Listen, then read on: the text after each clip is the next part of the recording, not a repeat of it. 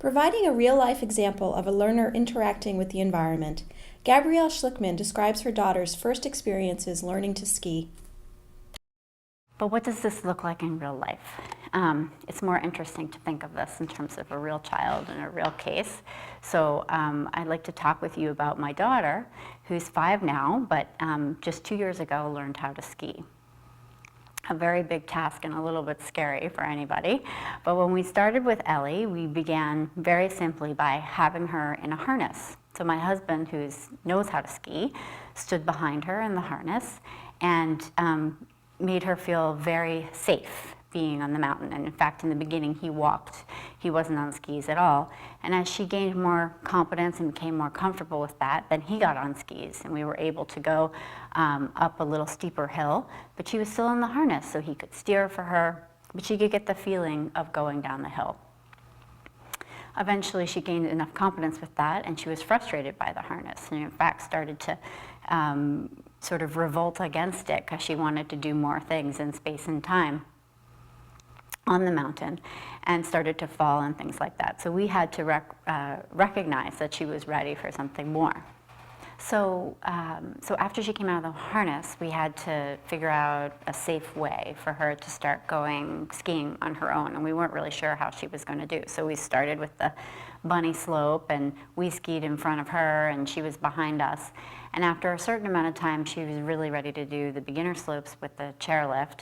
And I want to show you an example of that. Actually, this is the first time that she skied downhill leading us on her own on the bunny slope, the sort of small beginner slope. And what's important to remember here as we watch the video is that it's really about the interaction of the person and the environment. As we talked about, that learning happens in the transaction between the two.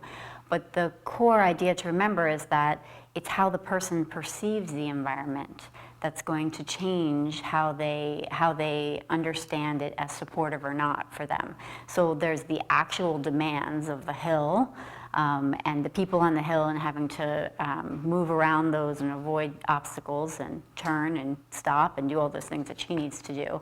But then there's her perception of it. So at this point in this video, she actually has pretty strong confidence because she's been working in the harness and she's frustrated from it and she's ready to be broken free. She's excited about the chairlift.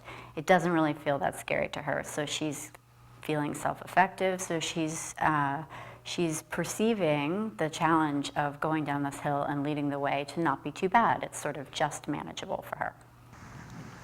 Okay, so here she's starting to go down the hill, and what you'll see is she goes down the hill and she sort of stops herself. My husband's skiing behind her, videotaping, and he's sort of giving vocal support to her as she goes down. So she's using her skills, she's skiing down the mountain, she stops, and he gives her a little verbal bolstering. He says, nice moves. He says, good stopping or good turning. He's sort of talking about the processes that she's doing, trying to give her a little support. I would love it if it was a little more mastery-oriented, so it wasn't so much just about check mark, good job, but was more about, it was great how you did that S turn or that smiley turn, or it was great how when you got going too fast you turned up the hill, the sort of more descriptive feedback to give her something to hold on to. So she's going down and it's pretty good. You can see there's nothing in front of her and she's managing very well.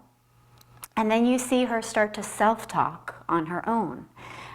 She stops and she says, I did a really good turn there, or did you see me go around that person?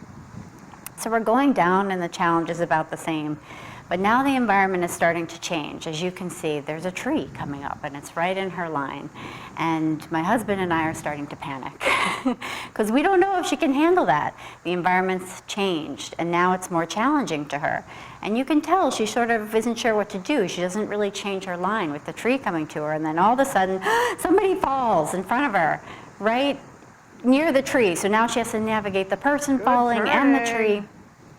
And then she goes around and she's very excited for herself. So she stops, she congratulates herself for doing a good job, and my husband, relieved, says, good turning, in a very intense voice. Good stop.